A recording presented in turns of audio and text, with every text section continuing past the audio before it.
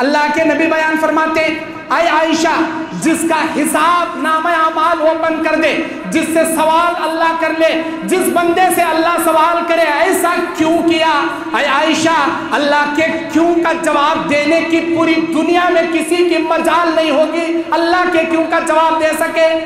جس کا حساب اللہ لے لے وہ ہلاک ہو جائے گا، جس کا نامہ اعمال اوپن کر کے سوال کرے وہ برباد ہو جائے گا۔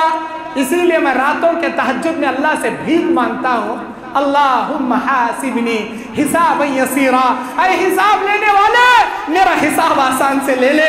اے عائشہ آسان حساب کا مطلب یہ ہے اللہ ہمارا نامہ اعمال بھی اوپن نہ کرے، ہمارا حساب نہ کھولے، کتاب نہ کھولے، یہ کہہ دے حشر میں، یہ کہہ دے رب حشر میں میرے بندے تیری زندگی سے میں راضی تھا، میرے رحم و کرم سے بغیر حساب و کتاب کے سیدھے جنت میں جا۔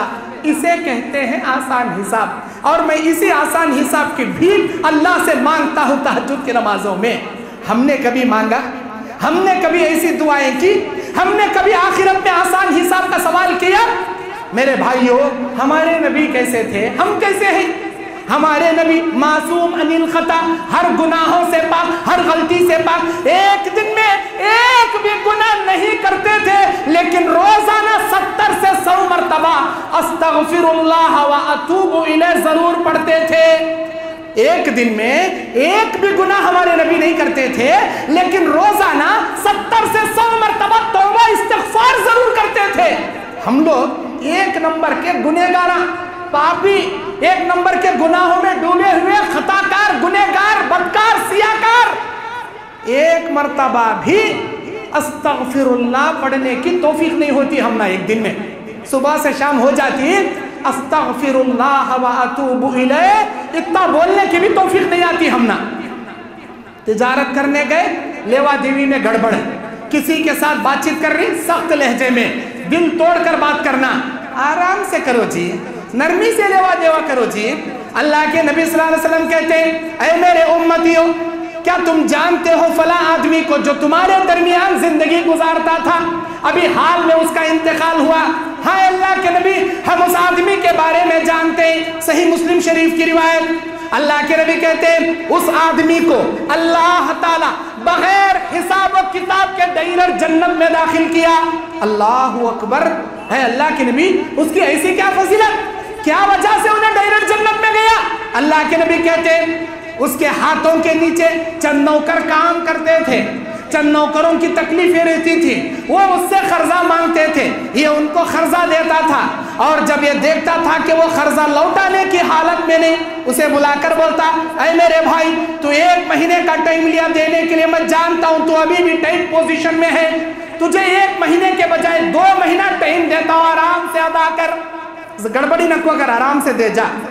اب انہیں مہلت پہ مہلت دیتا تھا، اے میرے نوکر، اے میرے غلام، اے میرے فلاں بھائی، تم تکلیف میں ہو، تمہارے گھر میں ابھی بھی تنگ دستی ہے، کیا بھی ٹینشن لے انہوں کو، 2 مہینے میں دینے نہیں ہو رہا، 3 مہینے میں دیو، یہ ہفتے میں دینے نہیں ہو رہا، اگلے ہفتے میں دیو، مہلت پہ مہلت دیتا۔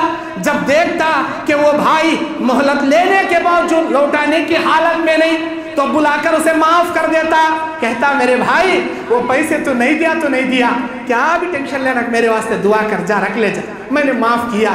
اللہ کے پاس جب یہ مر کر گیا، اللہ نے کہا میرے بندے کسی کو مہلت دینا، کسی کو معاف کرنا یہ میری صفت ہے، یہ میری صفت ہے۔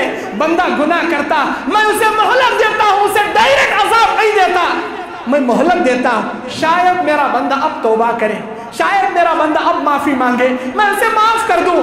مہلت پہ مہلت دینا، جب وہ معافی مانگتا ہے میں اسے فوراً معاف کر دیتا ہوں۔ میرے بندوں کو مہلت دینا اور کسی کو معاف کرنا یہ میری صفت ہے، یہ تو نے اپنایا، تیری اس ادا سے میں خوش ہو گیا، جا تیری اسی ادا سے میں تجھے بغیر حساب کتاب کے جنت میں داخلے کا اعلان کرتا ہوں، بغیر حساب کتاب کے سیدھا جنت میں جا۔ میرے بھائیوں آپ بھی جاتے ہوں گے تجارت کرنے، آپ بھی جاتے ہوں گے مارکیٹ میں بیٹھنے، بیٹھو نرمی سے لیوا دیوی کرو، کسی کے دل کو آزاری مت کرو، کسی کے دل کو چوٹ مت پہنچاؤ، किसी के हसब और नसब को गाली मत दो। अगर आप कर्जा देने वाले हैं आराम से उसूल करो, अगर आप कर्जा लेने वाले हैं उसे वक्त आने पर, वक्त आने से पहले वो कर्जा उसे देकर दिन से दुआएं दो। क्यों? इसलिए कि आपकी मुसीबत में उसने मदद किया, आपकी मुसीबत में उसने आपका हेल्प किया। दिल से दुआएं दो, लेवा देवी के मामलात अच्छे रखो।